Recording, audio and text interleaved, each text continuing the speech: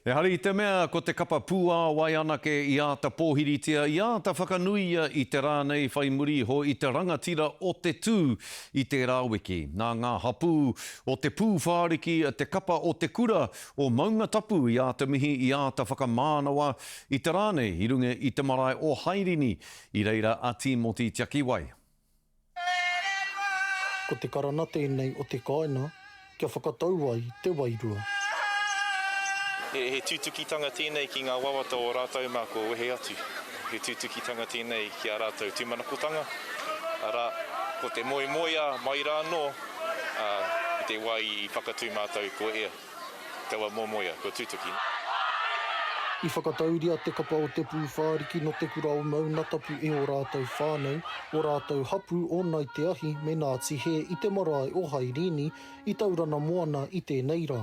Whaimuri i tā rātou whakataetai i te manakuratahi i te rāwiki. Mō mātou i te kāinga nei, ko te mea tuatahi kia whakatau anō i wā mātou tamariki mokopuna, ki roto i te poho anō o te whānau o te hāpori, o ngā hapu o ngai te ahi o ngā tihe.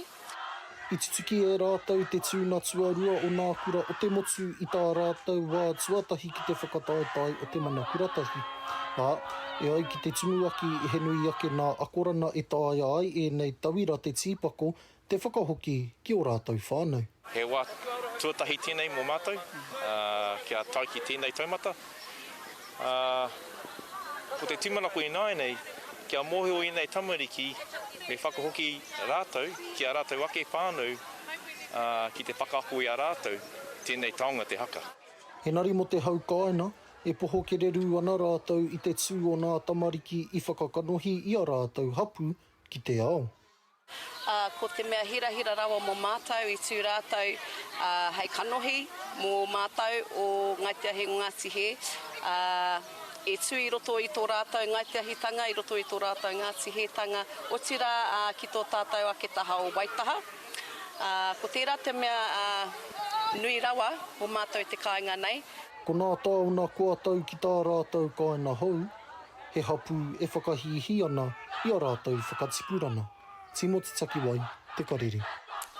Hoi anō ki te ao tōranga pū i aia nei e whakapono ana te Premier i Pōti here a Christopher Luxon.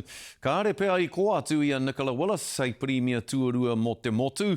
No te rānei i tīmata e ngā wānanga hohonu i Wainganui i a Ngāhinara Act me Aotearoa tuatahi e tūwai i a rātou. He kāwanatanga hō. Ka are Luxon i tino whakaputa whakaaro i te rānei ko wai ka noho ki te rūnanga minita o te kāwanatanga ko wai hoki o ngā pāti haumi ka whakawhiwhia ki tērā minitatanga ki tērā minitatanga. Hei tā Winston Peters ka tūtaki ia ki a David Seymour o ACT kanohi ki te kanohi i waho atu i ngā hui ki a Luxon. Might have taken them a while to get there, but it's good that they want to meet independently, which is great. And as I said, we're going to keep cracking on now and make sure we make some good progress over the course of this week. So when you say independently, you won't be at the meeting? Well, look, ultimately we'll all come together as bringing all three parties together, and that's what we'll do. But as we've been going over the last couple of weeks, and we'll continue this week as we progress our conversations independently with each party. Hei tā Luxon e rite ana ngā hia o te katoa o ngā rōpū e toru engari, ko te ara whakatutuki he rereke.